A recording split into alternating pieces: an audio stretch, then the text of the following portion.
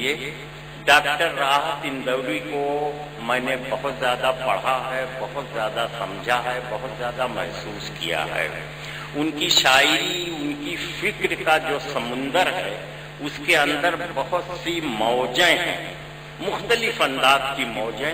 उसमें एक मौज ऐसी है जिसका सिलसिला रूहानियत से भी मिलता है।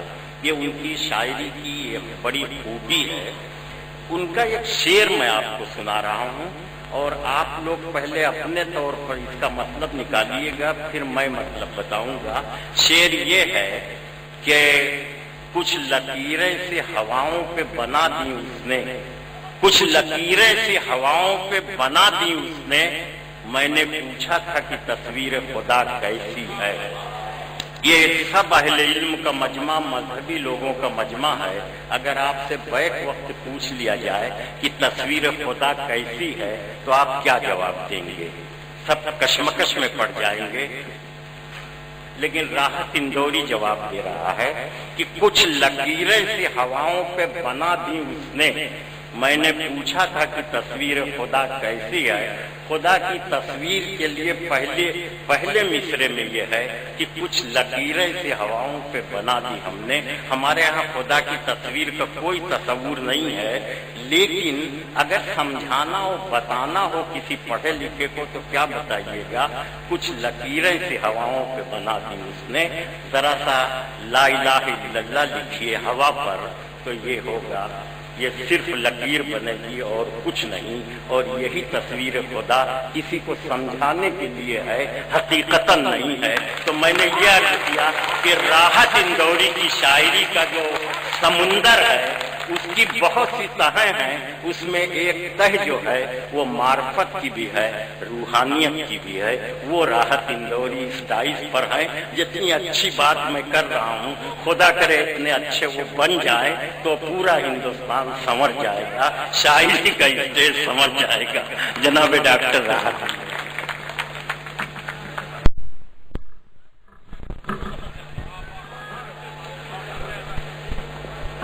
पहले तो एक बात अर्ज कर दूं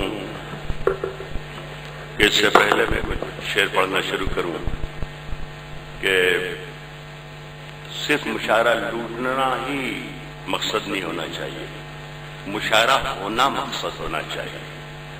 जितने लोग जाना चाहते हैं, मैं आपको एक आध मिनट खड़ा रहता हूं, आप चले जाएं।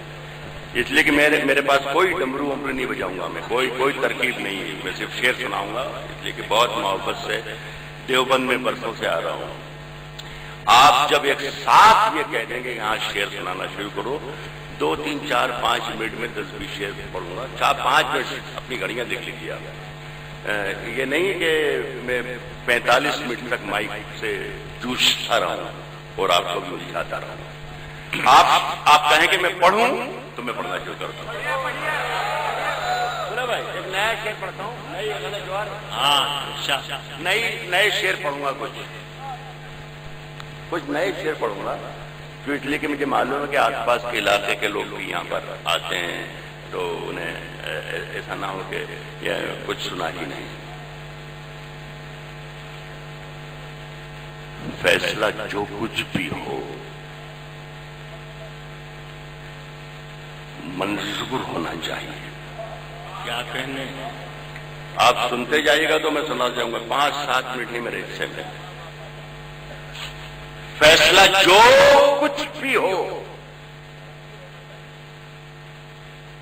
मंजूर होना चाहिए।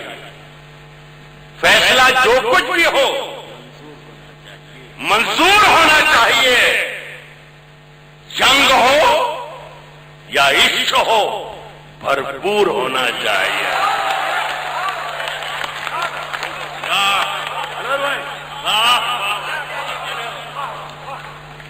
मैं शायद इसी वजह से यहां बुलाया जाता हूं।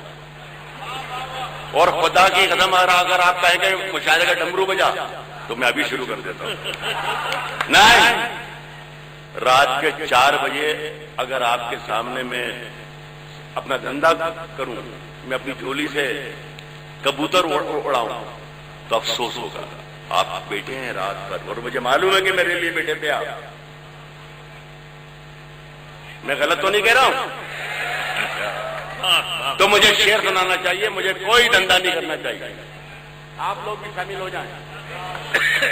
آپ کو جو کچھ پوچھنا پوچھیے, جو اور کون صاحب ہے, فیصلہ جو کچھ بھی ہو منظور ہونا چاہیے. جنگ ہو یا عشق ہو, بھرپور ہونا چاہیے.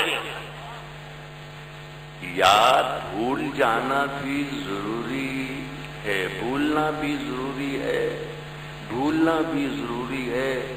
یاد رکھنے کے لیے بھولنا بھی ضروری ہے, یاد رکھنے کے لیے بھولنا بھی ضروری ہے, بھولنا بھی ہے ضروری, بھولنا بھی ہے ضروری.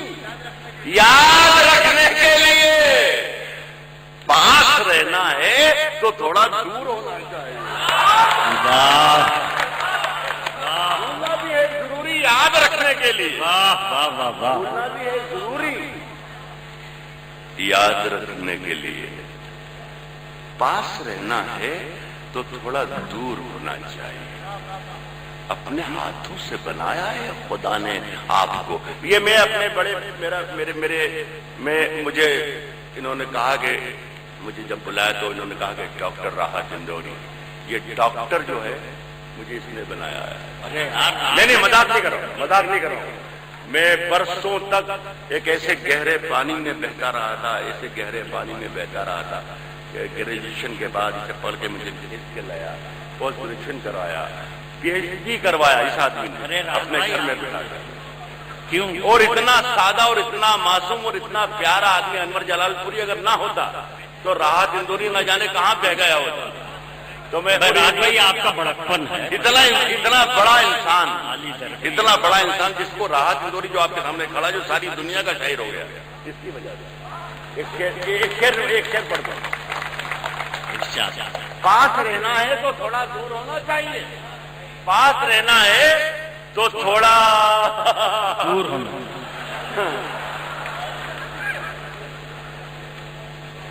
لے سانس بھی آہستہ کہ نازک ہے بہت کام, آفاق کی کارگاہ ہے شیشہ گری کا.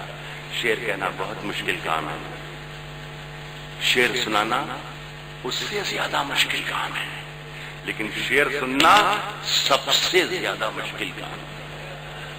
آپ کر رہے ہیں سب سے زیادہ مشکل کام.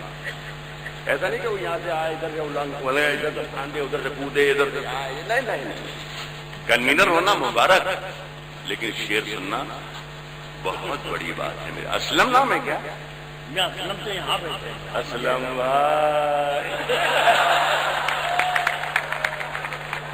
بھائی, عثمان بھائی بتائیے, اب بیٹھیے گا. میں یہ کہہ رہا تھا کہ پاس رہنا ہے تو تھوڑا دور ہونا چاہیے, بھولنا بھی ہے ضروری, یاد رکھنے کے لیے پاس رہنا ہے تو تھوڑا دور ہونا چاہیے. اپنے ہاتھوں سے بنایا ہے خدا نے آپ کو. انور جلال پوری کوئی چھوٹا موٹا معمولی شاعر ہوتا تو یہ شعر کسی شاعرہ کو نظر کرتا. یہ بھی آپ کی اپنے ہاتھوں سے بنایا ہے خدا نے.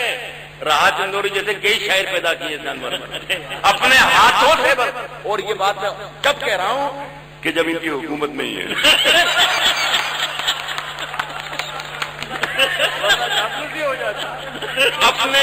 اپنے ہاتھوں سے بنایا ہے خدا نے آپ کو. آپ کو تھوڑا بہت مغرور ہونا چاہیے. اپنے ہاتھوں سے بنایا ہے خدا نے. بہت اچھے, بہت اچھے. تھوڑا بہت مغرور ہونا چاہیے. اچھا لگ رہا ہے؟ ابھی آپ کو تھوڑی دیر بعد اور اچھا لگے گا. میں 4-5 نئی غزلیں لے کر آیا ہوں تاکہ سہارنپور والا اور یہاں والا اور وہاں والا جہاں بھی ہو کوئی بھی یہ نہیں کہے کہ میں نے سن لی. ایسا سنا بس ایک ذرا سا موڈ بنا رہا ہے. کوئی دھندا نہیں کروں گا میں, ذرا سا بس موڈ بنا رہا ہے. آپ کو تھوڑا بہت کشتی تیرا نصیب چمکدار کر دیا. کشتی تیرا نصیب چمکدار کر دیا. میرے شعر کا جواب آپ سے چاہوں گا کہ ہاں میں نے شعر کہا کہ نہیں کہا. کشتی تیرا نصیب چمکدار کر دیا. کشتی تیرا نصیب چمکدار کر دیا.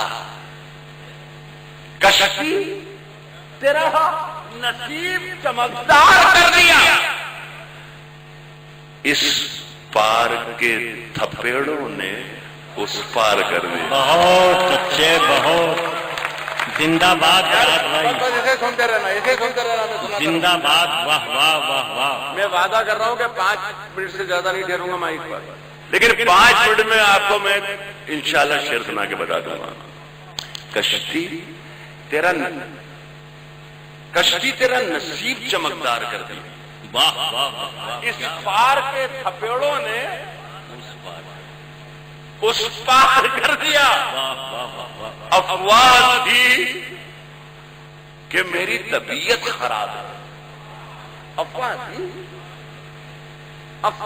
تھی کہ میری طبیعت خراب، کہ میری طبیعت خراب ہے. لوگوں نے پوچھ کے بیمار کر دیا. افواہ تھی کہ میری طبیعت خراب ہے. افواہ تھی کہ میری طبیعت خراب ہے. افواہ تھی کہ میری طبیعت خراب ہے. لوگوں نے پوچھ کے بیمار کر دیا. ایک شعر پڑھوں گا. زندہ باد. دیوبند کے بہت اچھے لوگوں، اچھا لگ رہا ہے. ابھی تھوڑی دیر کے بعد آپ کو اور اچھا لگے گا. لوگوں نے میں برسوں سے آتا ہوں یہاں پہ، جب میرے سر پہ بہت گھنے بال ہوا کرتے تھے، تب سے اس دیوبند سے آتا ہوں. وہ بچوں کو لوگ بتاتے تھے کہ وہ راحت اندوری جس کے بہت بڑے گھنے بال ہیں. اب بچوں کو بتاتے ہیں وہ راحت اندوری جس کے بال ہیں. شعر سنیے گا. اور اس حوالے سے کہ یہ بچہ میرا بیٹا ہے، ندیم، میں اسے بڑا پیار کرتا ہوں، بہت پیارا ہے. نواز میرا بھائی ہے، وہ چلا گیا، لیکن یہ کہ انہی لوگوں کی محبت اور آپ لوگوں کو رشتہ کھینچ کے لاتا ہے. ایک شعر پڑھتا ہوں.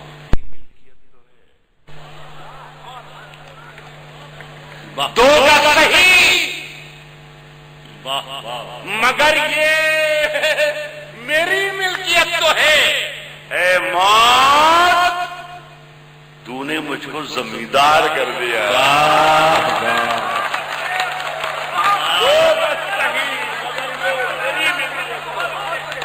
زندہ باد. نہیں مگر یہ میری ملکیت تو ہے. دو گز رہی مگر یہ میری ملکیت تو ہے. لوگوں اے موت تو نے مجھ کو زمیندار کر دیا. کیا کہنے. زندہ باد. سبحان اللہ. نئی ہواؤں کی صحبت بگاڑ دیتی ہے. واہ واہ واہ. پھر نئی غزل ہے. نئی ہواؤں کی صحبت بگاڑ دیتی ہے. نئی ہواؤں کی صحبت بگاڑ دیتی ہے. انور بھائی سن رہا ہوں بہت توجہ سے. نہیں، آپ دیکھ زیادہ رہے، سن کم رہے ہیں.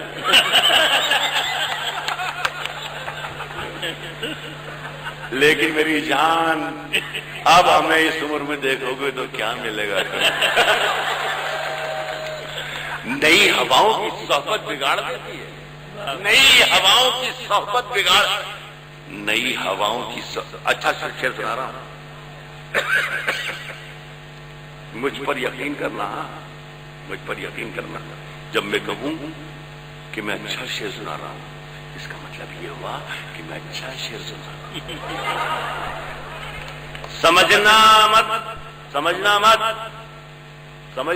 سمجھنا بالکل مت سمجھنا. یقین کرنا کہ اچھا شعر. نئی ہواؤں کی صحبت بگاڑ دیتی ہے. نئی ہواؤں کی صحبت بگاڑ دیتی ہے. نئی ہواؤں کی صحبت بگاڑ دیتی ہے، کبوتروں کو کھلی چھت بگاڑ دیتی ہے، کبوتروں کو کھلی چھت بگاڑ دیتی ہے۔ دیوبند کے لوگوں کو شعر سن کے بتانا، شعر سنا کے میں بتا رہا ہوں، شعر سنا کے میں بتا رہا ہوں، شعر سن کے آپ بتانا۔ کبوتروں کو کھلی چھت بگاڑ دیتی ہے، کبوتروں کو کھلی چھت بگاڑ دیتی ہے، جو جرم کرتے ہیں اتنے برے نہیں ہوتے، نئی ہواؤں کی صحبت بگاڑ دیتی ہے۔ ارے ارے مطلب کچھ بھی سنا بتاتے ہیں کیا؟ ارے میں تو ریپیٹ کر رہا ہوں پرانا۔ ارے اس کا مطلب یہ کہ جو آپ جن لوگوں کو داد دیتے رہے پورے مشاعرے میں، مطلب کسی بھی کچھ بھی، ارے سمجھو یار، سنو یار، کمال کر رہے ہیں۔ بری ہواؤں کی صحبت نئی ہواؤں کی صحبت بگاڑ دیتی ہے، کبوتروں کی کھلی چھت بگاڑ دیتی ہے، جو جرم کرتے ہیں اتنے برے نہیں ہوتے، سزا نہ دے کے عدالت بگاڑ دیتی ہے۔ واہ واہ بھائی زندہ باد، کیا رخ پیدا کیا ہے، کیا بالکل ایک نئی بات ہے، جو جرم کرتے ہیں اتنے برے نہیں ہوتے، سزا نہ دے کے عدالت بگاڑ دیتی ہے، سزا نہ دے کے عدالت بگاڑ دیتی ہے، سزا نہ دے کے عدالت بگاڑ دیتی ہے۔ ملانا چاہا ہے انسان کو جب بھی ملانا چاہا ہے انسان کو، جب بھی انسان سے ملانا چاہا ہے انسان کو، جب بھی آپ کے آپ کو نکلے رہے ملانا چاہا ہے انسان کو، جب بھی انسان سے ملانا چاہا ہے انسان کو، جب بھی انسان سے، تو سارے کام سیاست بگاڑ۔ ارے واہ ملانا چاہے انسان کو جب بھی واہ واہ، ملانا چاہے انسان کو جب بھی انسان سے، سارے کام سیاست، تو سارے کام سیاست بگاڑ۔ ایک غزل اور سناؤں گا انشاءاللہ یہ آخری ہوگی، یہ تو میں تکلفاً کہہ رہا ہوں۔ کیا ہوا بھائی؟ اے چچو چندو بیٹھ جا، چندو بیٹھ جا بڑا، ہمارے لیے آیا ہی نہیں، ساری رات میں بیٹھا ہوا ہوں، خدا کی قسم۔ ہاں تو وہی تو مانگ رہا تھا، اور کیا مانگ رہا تھا۔ ایک غزل اور سناتا ہوں، 3-4 شعر ہیں اور آپ نے بہت اچھا سنا، میرے تمام شاعر بندھوؤں کو، شاعر دوستوں کو۔ اور یہ ندیم چونکہ بچہ ہے، اسے معلوم نہیں ہے کہ مشاعروں میں کیا ہونا چاہیے کیا نہیں ہونا چاہیے۔ جوہر کانپوری، شبینہ تو میری بیٹی ہے، جوہر میرا بھائی ہے، زاہد میرا دوست ہے، اور انور تو ان کی مجبوری ہے کہ مائک چھوڑ نہیں سکتے۔ سارے شاعر اپنے پیسے لے کے بھاگ گئے، انہیں تمیز ہی نہیں ہے کہ مشاعرہ کیا ہوتا ہے، کیا اس کا کرنا چاہیے۔ ان کے شاعر، سینئر شاعر یہاں پر کھڑے بیٹھے ہوئے ہیں، یہ تو میرے تکلف میں بیٹھے ہیں۔ ان لوگوں پر آپ بھی نظر رکھیں اور آپ بھی نظر رکھیں۔ آپ کیوں پیسے دیتے ہیں ان کو؟